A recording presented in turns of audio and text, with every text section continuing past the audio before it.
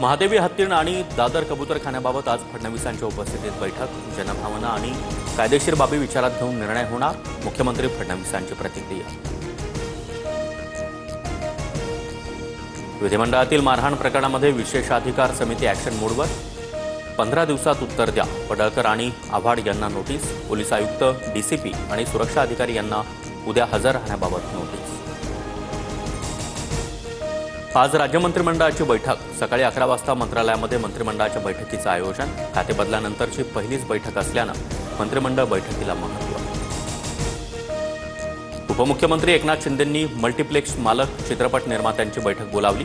मराठी चित्रपटांना स्क्रीन उपलब्ध करून देण्यासाठी बैठक। रायगडच्या पालकमंत्री पदावरून महायुतीमध्ये पुन्हा राजकारण तापणार। भरत गोगावलेच रायगडचे पालकमंत्री व्हायला हवेत।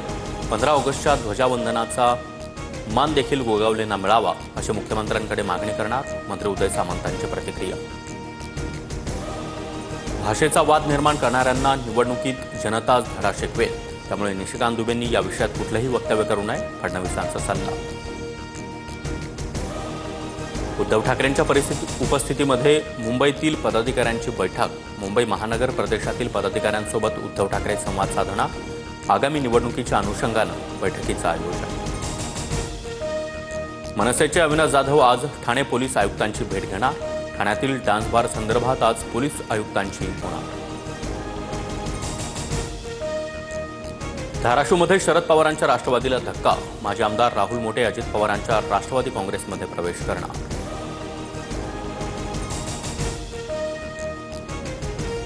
आज संसद भवनामध्ये एनडीएच्या बैठकीत पक्षांची बैठक। पंतप्रधान मोदी एनडीएच्या खासदारांना मार्गदर्शन करणार।